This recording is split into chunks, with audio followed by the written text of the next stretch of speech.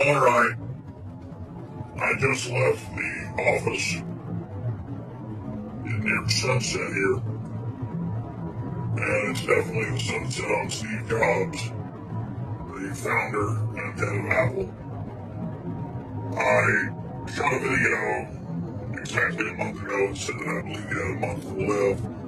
That photo that was confirmed to be a real photo of him, looking like he weighed about 55 pounds. Who said that Steve Jobs died. He was a talented person.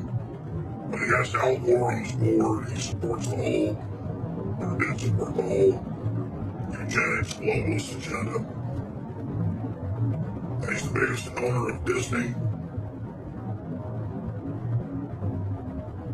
They talk about Apple being geniuses because they convinced in 2003, 2004, the music industry started selling their songs online.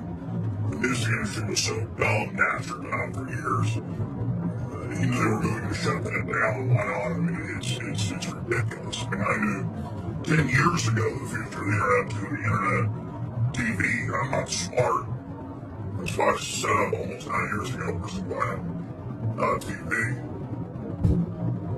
I'm not taking away from Steve Jobs. There was a pretty dumb article today about Apple in the 80s being funded by DARPA. So is Microsoft, so is Google. It's all on record. You just go look. And so they kind of select these guys to be high priest technologists and allow them to have large parts of the profits. They basically play along with the globalist agenda. Because back in the old days, 20, 30 years ago, I guess almost 30 years ago in the early 80s, they knew that there was antitrust laws and people wouldn't put up with them. But now they just ignore all that. I mean, the global currency speculation market is in the trillions every day. The Rothschilds are reported to be worth about 500 trillion. The derivatives bubble is 1.5 trillion, 1,500 trillion. So I hear talk show hosts, I just listen to Jeff Ward, he's a nice guy, on the same station, nice guy. He's just marveling at the richest company in the world, most powerful, and $400 a share, and bigger than ExxonMobil. That's all in the public economy. When you get into the globalists, it's nothing. And I reached out to Steve Jobs, not that I thought it would be a because of the time I figured out he was going to die. That guy probably had trouble even not being delirious a few minutes a day from the zombie-like concentration camp victim look at that photo. I said I'd give him a month, that was right. I'm on the outside, but he lasts a month, he's a fighter. Even with all their super science technology, he only lived 8 years or so with the liver transplant, the rest of it from pancreas cancer. Kills about 99% of people within 1 year. I had a great uncle lived almost 2 years. And he was in that top 1%, and he fought like the devil. Great guy, Uncle Leonard. He died last year of pancreas cancer. But, what's the whole point of this? Oh, how the mighty have fallen. What would it profit a man to gain the whole world and lose his soul? And I don't know about the eternal soul of Steve Jobs. And I'm not saying he wasn't a great technologist and didn't put all these ideas together. It's just a fact that DARPA helped fund all these companies from a handful of guys. The technology that's really out there is much more advanced than what we're being shown.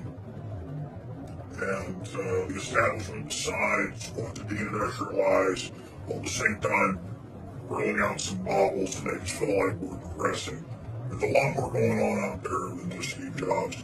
Imagine, my final statement is this, imagine if Steve Jobs would have taken his tens of billions of dollars, he's reportedly worth $8.5 billion, he has more than that, had more than that. Imagine if Steve Jobs would have, at the end, said things like, you know what, Apple has a big factory contracts with it, has record suicides and suicide nets around the building so people don't jump off of it. Apple is going to put a certification that we're not using slave labor wages. People would have paid more for it, but instead that's one of the highest markups up there. And so when you grandstand all day about you're this big humanitarian and then you're one of the worst offenders out there, it's just incredibly hypocritical. And it just shows that the globalists are cold-blooded. I mean, they use any type of rhetoric they need. Wow, look at that sunset, gorgeous. They use any rhetoric they need to make everybody guilty and to basically give up their liberties and freedoms. I mean, I read it all the time. Even the New York Times defends it. Where UN World Bank groups in Uganda and Honduras just kill villagers that are on their own property. They say it's for the earth and it's to plant carbon offsets and so-called liberals prance around. Really, it's just a bunch of crooks taking over society that use their liberal shielding and camouflage as a political cover. And it's the same thing with the neocons. It's really a mess. And I don't claim to be up on a moral high horse and be perfect. But I do realize what comes around goes around. You know, when you toxify your society, it comes back on you and your children. And we're going in the wrong direction. And I think a lot of these globalists buy their own propaganda. I wish Steve Jobs lived in a real revolutionary and used his money and power to do some good things for people instead of just going form over function or packaging over reality and grandstanding all day with that eco-Nazi, globalist, transhumanist, population extinctionist on board. But he's still on their board and still pulling all this crap, so it's really sad. And it's too late for Steve Jobs to change what his life stood for when he was. And that's really sad. But globalist, Steve Jobs, for all his booze talk, he is dead like so many of his Chinese workers. And he didn't have time to turn back from what I've seen. And that's too bad.